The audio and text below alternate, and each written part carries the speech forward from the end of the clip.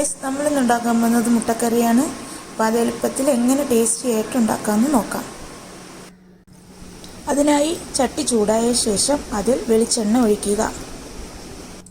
ചൂടായ എണ്ണയിൽ കടുകിടുക, കറിവേപ്പില ഇടുക. കടുക് പൊട്ടിച്ച ശേഷം സവോള ഇടുക. അതിൽ പച്ചമുളക് ഇടുക. ഒരു കഷ്ണം ഇഞ്ചി സ്ലൈസായി ഇടുക. തക്കാളി ഇടുക. ഇതിൽ ഉപ്പ് കൂടി ഇടുക. ഇവ നന്നായി ഒന്ന് മിക്സ് ചെയ്തെടുക്കുക.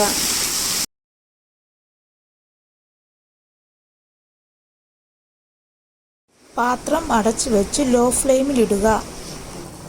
ഇടയ്ക്കിടെ മൂടി തുറന്ന് ഒന്ന് വഴറ്റി കൊടുക്കുക.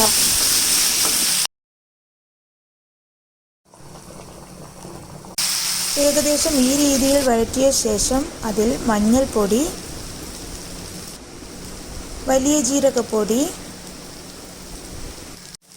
മല്ലിപ്പൊടി, മുളകുപൊടി എന്നിവ കൂടി ചേർക്കുക.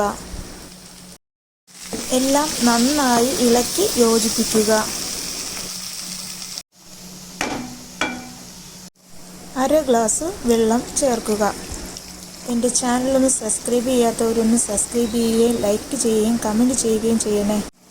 വെള്ളമൊഴിച്ച ശേഷം അവ നന്നായിട്ട് ഇളക്കി യോജിപ്പിക്കുക.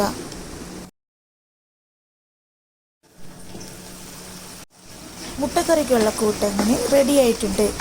അപ്പോൾ ഇതുവരെ എൻ്റെ ചാനൽ സബ്സ്ക്രൈബ് ചെയ്യാത്തവരുണ്ടെങ്കിൽ ഒന്ന് സബ്സ്ക്രൈബ് ചെയ്യുകയും ലൈക്ക് ചെയ്യുകയും കമൻറ്റ് ചെയ്യുകയും ചെയ്യണേ. നേരത്തെ തയ്യാറാക്കി വെച്ചിരുന്ന മുട്ട ഇതിലോട്ട് ചേർക്കുക. ഇതിൽ കുറച്ച് കറിവേപ്പില കൂടി ആഡ് ചെയ്ത് ലോ ഫ്ലെയിമിൽ ഒരു 5 മിനിറ്റ്സ് ഇട്ട് വേവിച്ചെടുക്കുക.